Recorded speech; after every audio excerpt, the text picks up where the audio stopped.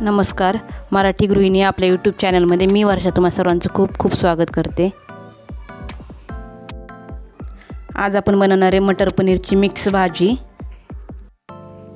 ही recipe पूर्ण बघण्यासाठी video शेवटपर्यंत नक्की बघा आणि आपल्या मराठी गृहिणी या चॅनलला अजूनही सबस्क्राईब केलं नसेल तर सबस्क्राईब नक्की करा.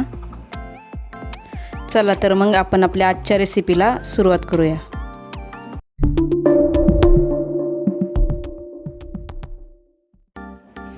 आज आपण जी मटर पनीरची भाजी बनवणार आहे ती आज आपण हा सुहानाचा मटर पनीर मिक्सचा मसाला वापरून करणार आहे.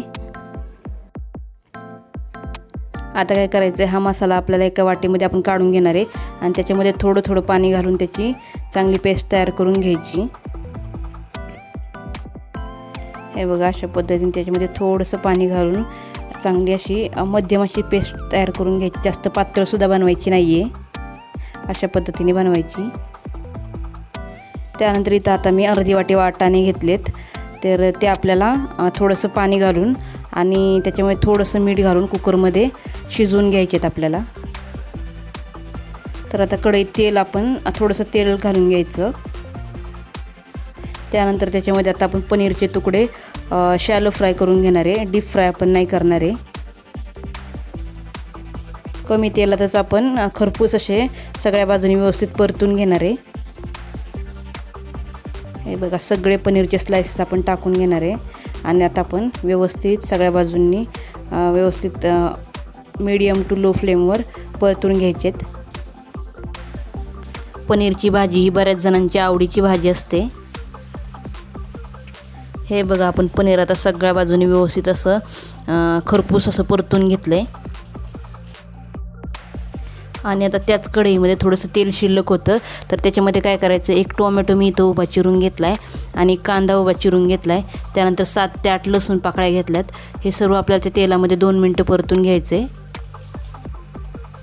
त्यानंतर आता त्याच्यामध्ये एक पेलाभर पाणी घालायचं आहे आणि व्यवस्थित आता हे सगळं साहित्य आपल्याला शिजवून घ्यायचं आहे मीडियम गॅसवर. अशा पद्धतीने आता झाकण ठेवून आपल्याला मीडियम गॅसवर हे सगळं शिजवून घ्यायचं आहे. अशा पद्धतीने केल्यास काय होतं, आपली परफेक्ट अशी ग्रेव्ही तयार होते. त्या ग्रेव्हीला खूप छान चव असते.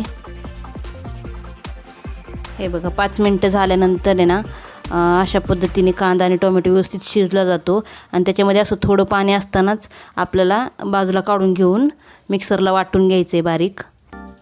आपण हे मिक्सरच्या भांड्यात काढून घेतले, तर त्याच्यामध्ये आपण आता काजू घालणार आहे. मी अगोदर इथं काजू 7 ते 8 काजू भिजत घातले होते आणि जे काजू भिजवलेलं पाणी आहे ते सुद्धा आपण त्याच्यामध्येच घालून घेणार आहे. आता आपण त्याच कढईत तेल घालून घेतले आणि जी आपण पेस्ट तयार करून घेतली ती घालून घ्यायची. ही पेस्ट आता आपल्याला तेल सुटेपर्यंत परतून घ्यायची आहे व्यवस्थित.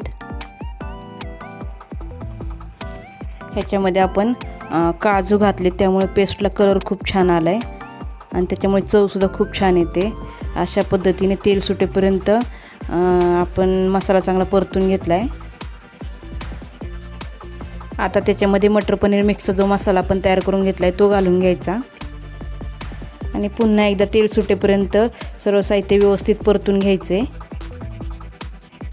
हे बघा, अशा पद्धतीने तेल सुटेपर्यंत सगळा मसाला परतून घ्यायचा. त्याच्यानंतर त्याच्यामध्ये आपण अर्धा चमचा आपला घरगुती मसाला घातला आहे. मसाला कमीच घालायचा रोजच्या भाजीपेक्षा, कारण की जो आपण मटर पनीर मिक्सचा जो मसाला वापरला आहे त्याच्यामध्ये ऑलरेडी मसाला असतो आणि मीठसुद्धा असतं, त्यामुळे मीठसुद्धा आपल्या रोजच्या भाजीपेक्षा अर्धच घालायचं. आता मी इथं अर्धा चमचा घरगुती मसाला घातला आहे आणि अर्धा चमचा मीठ घातले. मसाला व्यवस्थित परतून घ्यायचा आहे. हळद आपण नाही घालणार आहे, कारण की मसाल्यामध्ये ऑलरेडी हळद असते.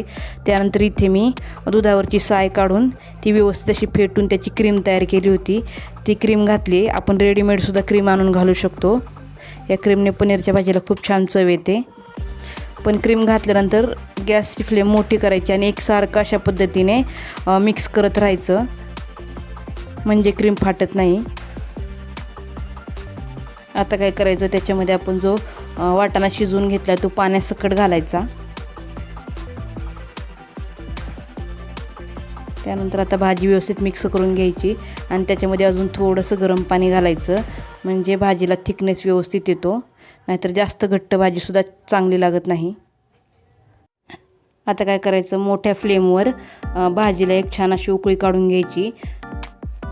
जास्त काही आपल्याला भाजी शिजवायची नाही आहे, कारण की आपण वाटाणा ऑलरेडी शिजवून घेतला आहे. आता भाजीला उकळी आली की वरून थोडीशी बारीक चिरलेली कोथिंबीर घालायची. कसुरी मेथी तुमच्याकडे असेल तर कसुरी मेथीसुद्धा थोडीशी घालायची. त्यानंतर आता भाजीला उकळी आल्यानंतर त्याच्यामध्ये पनीरचे तुकडे घालायचे आणि अजून 5 मिनटं आपल्याला बारीक गॅसवर भाजी अशी शिजवून द्यायची. हे बघा, भाजी आपली तयार आहे आता.